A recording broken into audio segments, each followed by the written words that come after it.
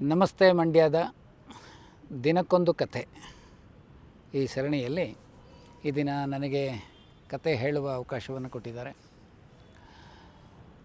ಎಲ್ಲರ ಮನಸ್ಸು ಏಕಾಗ್ರಗೊಳ್ಳೋದಿಲ್ಲ. ಏಕಾಗ್ರ ಯಾಕೆಗೊಳ್ಳೋದಿಲ್ಲ ಅಂತ ಹೇಳಿದ್ರೆ, ಅದು ಪಂಚಭೂತಗಳಿಂದ ಆದಂತಹ ಈ ಪ್ರಪಂಚದಲ್ಲಿ ಅದು ಇದೆ. ಹಾಗಾಗಿ ಅದು ಏಕಾಂತವಾಗಿ ಅಥವಾ ಏಕಾಗ್ರವಾಗಿರಲ್ಲ.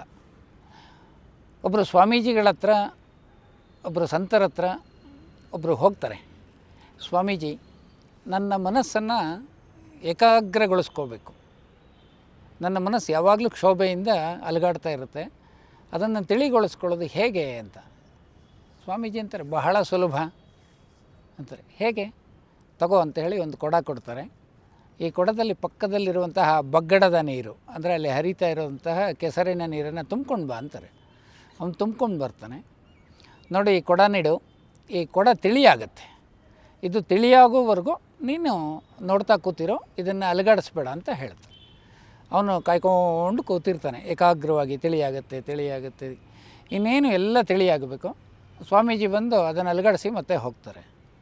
ಇವನು ಯಾಕೆ ಹೀಗೆ ಮಾಡಿದ್ರು, ಮತ್ತೆ ಅದು ತಿಳಿಯಾಗಲಿ ಅಂತ ಕಾಯ್ತಾ ಇರ್ತಾನೆ. ಇನ್ನೊಂದೆರಡು ನಿಮಿಷ ಬಿಟ್ಟು ಮತ್ತೆ ಅಲುಗಾಡಿಸಿ ಹೋಗ್ತಾನೆ. ಹೀಗೆ ಪದೇ ಅಲುಗಾಡಿಸಿ ಹೋಗ್ತಿರ್ತಾರೆ. ಇವನು ತಾಳ್ಮೆ ಕಳ್ಕೊತಾನೆ. ಸ್ವಾಮೀಜಿಯ ಮೇಲೆ ಸಿಟ್ಟಿಗೆ ಬರ್ತಾನೆ. ಏಕಾಗ್ರವಾಗಿರ್ಬೇಕು, ಅದು ತಿಳಿಗೊಳ್ಳಬೇಕು ಅಂದರೆ ನೀವು ಯಾಕೆ ಪದೇ ಅಲುಗಾಡಿಸ್ತೀರಿ? ಇಷ್ಟೇ, ನಿನ್ನ ಮನಸ್ಸು ಏಕಾಗ್ರಗೊಳ್ಳಬೇಕು ಅಂದರೆ ಆ ಅಲುಗಾಡಿಸೋದನ್ನ ನೀನೇ ಮಾಡ್ಕೋತಿದೀಯ. ಆ ಅಲುಗಾಡಿಸೋದನ್ನು ನಿಲ್ಲಿಸಿದ ದಿನ ಮನಸ್ಸು ಏಕಾಗ್ರಗೊಳ್ಳುತ್ತೆ, ನಿನಗೆ ಅದು ತಿಳಿಗೊಳ್ಳುತ್ತೆ, ಆವಾಗ ನಿನಗೆ ಸತ್ಯ ದರ್ಶನ ಆಗುತ್ತೆ. ಹಾಗಾಗಿ ನಮ್ಮ ಮನಸ್ಸನ್ನು ನಾವು ಹೀಗೆ ಹೊರಗಿನ ವಿಚಾರಗಳಿಂದ ನಾವು ಪ್ರಚೋದಿತರಾಗ್ತಾ ಇರೋದರಿಂದ ಅದು ಅಲುಗಾಡ್ತಾ ಇರುತ್ತೆ. ಆ ಪ್ರಚೋದನೆಗಳನ್ನು ನಾವು ನಿಲ್ಲಿಸಿದಾಗ ನಮ್ಮ ಮನಸ್ಸು ತಿಳಿಗೊಳ್ಳುತ್ತೆ, ಬೇಕಾದ ಕಡೆಗೆ ನಾವು ಫೋಕಸ್ ಮಾಡಬಹುದು.